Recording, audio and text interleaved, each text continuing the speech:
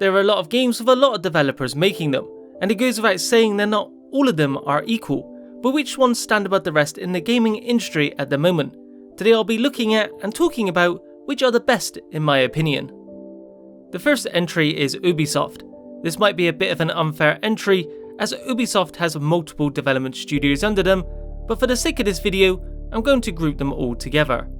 While far from perfect, with their recent game Ghost Recon Breakpoint falling short of expectations, overall Ubisoft have developed some of the best titles in recent years and aren't afraid to experiment in an industry that is often too scared to do so. For example, we've seen them make some pretty drastic changes to long-running series like Assassin's Creed. For Honor and Mario + Rabbids Kingdom Battle are fairly unique, and even upcoming titles like Watch Dogs Legion are attempting some novel things. Even though other entries on this list are better developers, I think Ubisoft deserves a little more credit than they often get. Entry number 2 is Platinum, the king of fast-paced action games such as Bayonetta, Nier Automata, and the recent Astral Chain. Founded in 2007 following the merging of two companies, they've gradually built up a name for themselves for creating some of the most satisfying, frenetic combat systems, and continue to get better as time goes on.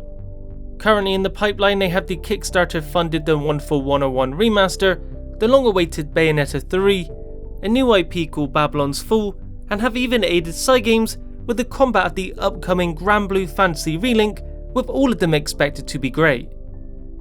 Next up we have Square Enix. Square Enix are of course mostly known for their JRPGs, and they've been delivering some fantastic ones in the last few years, such as Dragon Quest XI Echoes of an Elusive Age and Kingdom Hearts 3, with the upcoming Final Fantasy VII Remake looking to top them all as one of the best remakes ever made.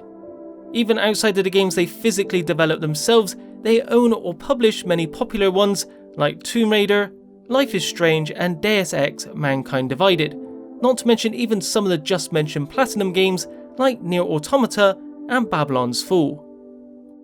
Only 5 or 6 years ago, Capcom had really lost its way. Their quality had no doubt dropped and gamers weren't happy, but in the last 2 to 3 years they managed to do a 180 and have produced a number of incredible titles, from Monster Hunter World to the top-notch Resident Evil 2 remake, right down to the fantastic revival of Devil May Cry.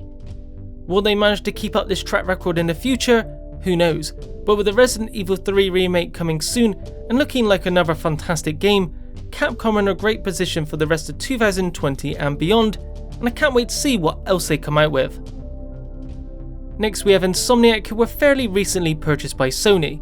Insomniac are most well known for their work on Spyro and Ratchet & Clank, but it's arguably their work on 2018 Spider-Man that really made them more well known to the masses.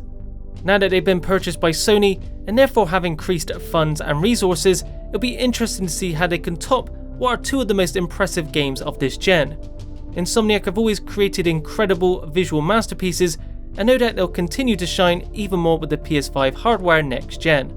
Rumour has it a new Ratchet & Clank could be coming sooner than we expect, so the wait might not even be a long one. When you think of hard games, you immediately think of Fromsoftware, and over the years they've really managed to nail the balance between difficulty and fun.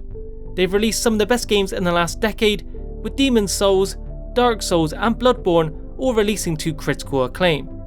In fact, their latest release, Sekiro Shadows Die Twice, was mine and many others' Game of the Year in 2019.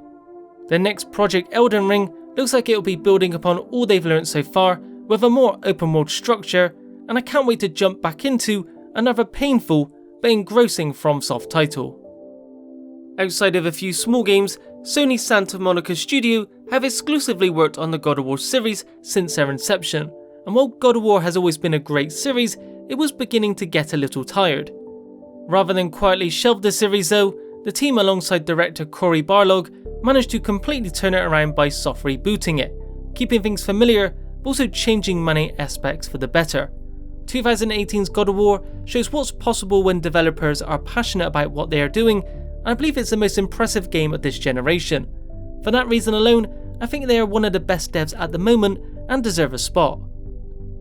CD Projekt Red have been around for quite a long time, but they were relatively unknown until they released The Witcher 3, which was a big success, providing a huge world with a colossal amount of content.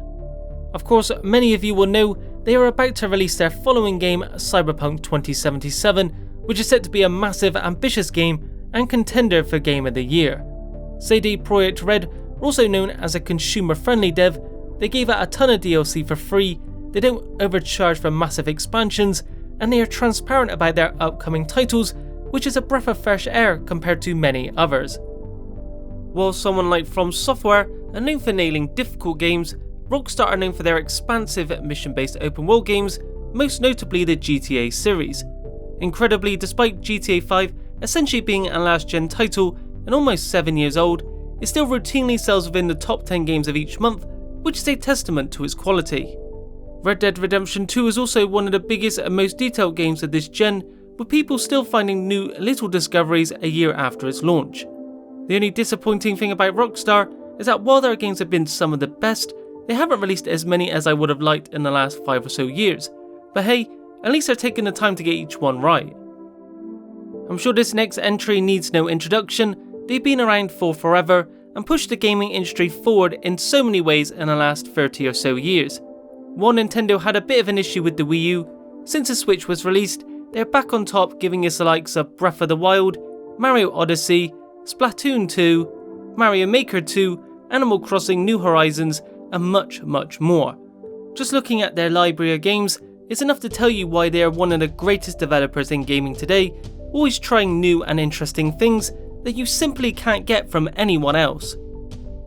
Last but not least is Naughty Dog, a studio that I don't think has really ever produced a bad game, with everyone somehow managing to raise the bar on quality.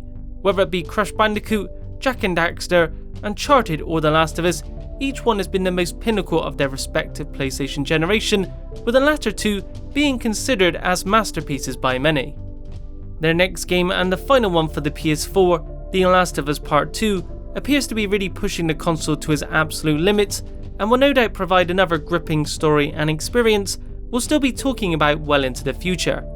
Despite their name, Naughty Dog really have proved themselves to be the top dog of developers. That's it for today. If you enjoyed it, be sure to leave a like, subscribe and hit that bell icon to receive notifications when future videos are posted. Thanks for watching, and I'll see you in the next video.